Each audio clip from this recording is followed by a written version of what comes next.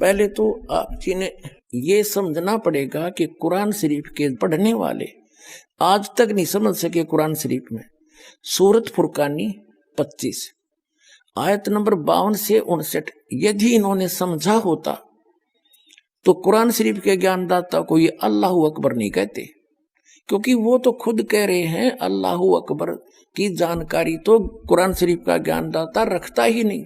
एक बार आपको रूबरू करते हैं, ये देखिएगा पवित्र कुरान शरीफ, ये है कुरान शरीफ, यह है वह इलामी किताब है जिसमें कोई संदेह की गुंजाइश नहीं। ये कहते हैं कि इसमें जो लिखा फाइनल है हमारे लिए कुरान शरीफ।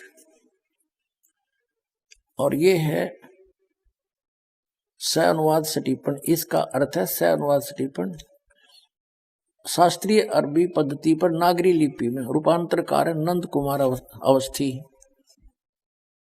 शेरवानी संस्करण। अब आगे देखते हैं, ये वही है जो का तो जो टाइटल पेज पर था, जिल्द पर था, ये देखिएगा शेरवानी संस्करण है, प्रकाशक है लखनऊ किताबघर मौसम बाग सीतापुर रोड लखनऊ से। और ये आज का अनुवाद नहीं है, 1969 से चल रहा है ये 17वां संस्करण 2008 ईस्वी में, कॉपीराइट सर्वाधिकार सुरक्षित है। Lucknow Kitabghar opposite bright Motors मौसम बाग सीतापुर रोड लखनऊ पर, ये उनके फोन नंबर है। ये प्रथम संस्करण 1969 में छपा था, ये हिसाब ला लो लगभग 44 वर्ष हो गए।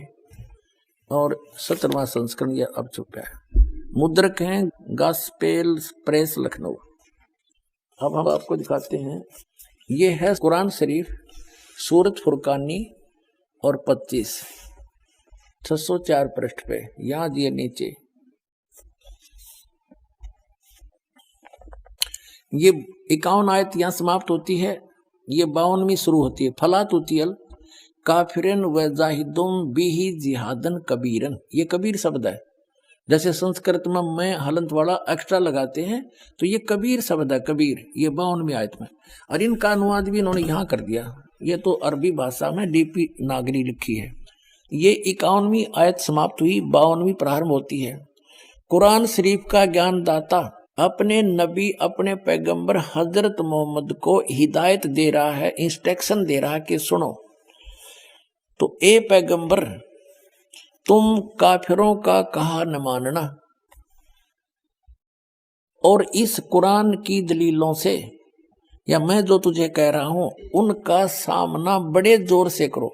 ये कबीर का अर्थ इन्होंने बड़ा कर दिया। हाँ, ये जिहाद का अर्थ लड़ना नहीं होता, ये जिहाद जो है लठ बजाना नहीं, यानी उनकी बातों में नहीं आना।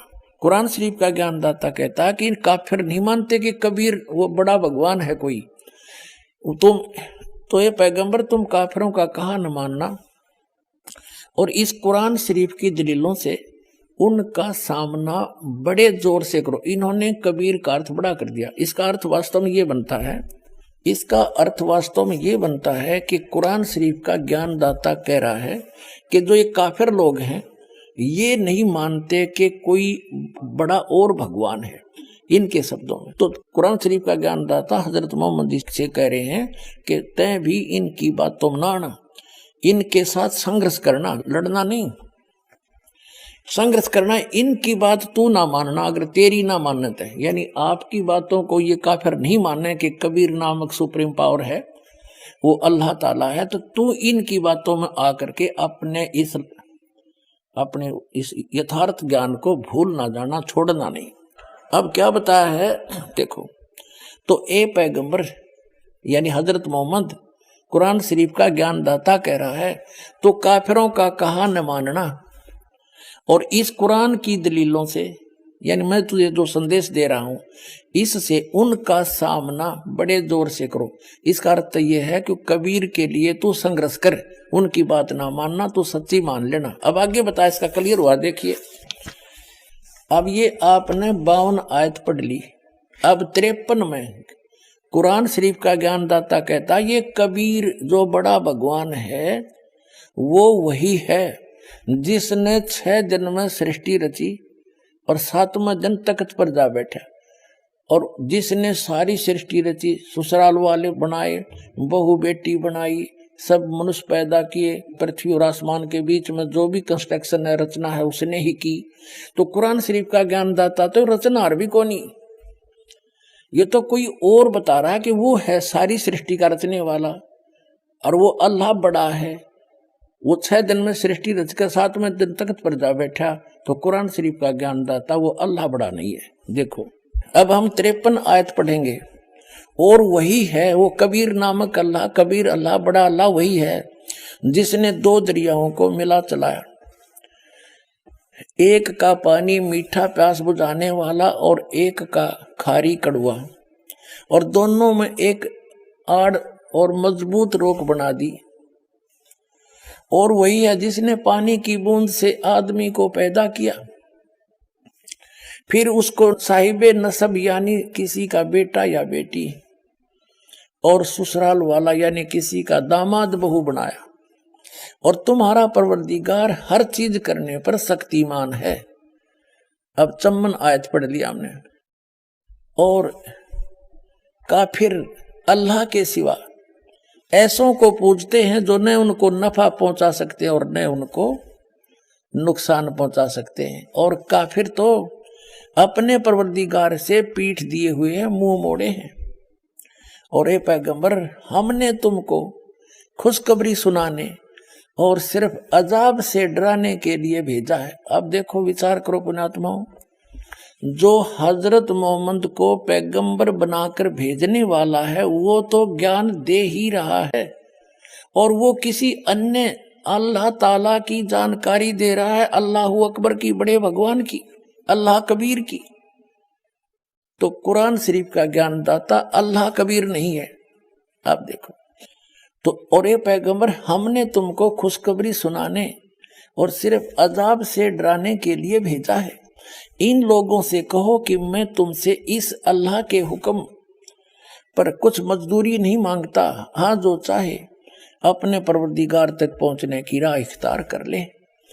और ए पैगंबर, उस जिंदा पर भरोसा रखो। और जिंदा जो अरबी भाषा है उसमें जिंदा शब्द लिखा है, उसका अर्थ जिंदा है।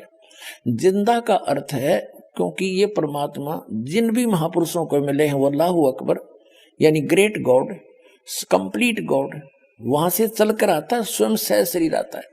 और जिंदा महात्मा का रूप बनाकर अच्छी आत्माओं को मिलता है, ये वेद गवाही देते हैं और आंखों देखा संत गवाही देते हैं। तो आदरणीय धर्मदास साहिब जी को भी जिंदा महात्मा के रूप में मिले, एक संत के रूप में, जिंदा एक बाबा के रूप में। आदरणीय मनुखदास जी को भी जिंदा बाबा के रूप में मिले। आदरणीय नानक साहिब जी को भी बेई नदी पर जिंदा महात्मा के रूप में मिले। और आदरणीय दादू साहिब जी को भी जिंदा बाबा के रूप में मिले। आदरणीय गरीबदास साहिब जी को गांव छुड़ानी जिला ददर हरियाणा के खेतों में, छुड़ानी के खेतों में जब गऊ चरा रही थी, वहां सतलोक से आए परमात्मा जिंदा महात्मा के रूप में थोड़ी सी दूर पर आकर उतर के उनसे मिले, उनको सचखंड ले गए। इन सब महात्माओं को फिर वापस छोड़ा। तो इन सभी महात्माओं ने कहा कि जैसे आदरणीय गरीबदास साहिब जी ने कहा कि अनंत कोट ब्रह्मांड का एक रति निवार सतगुरु पुरुष कबीर है, ये कुल के सिरजनहार। हम सुल्तानी नानक तारे दादू को उपदेश दिया, जात जुलाहा भेद नहीं पाया, वो का सीमाए कबीर हुआ।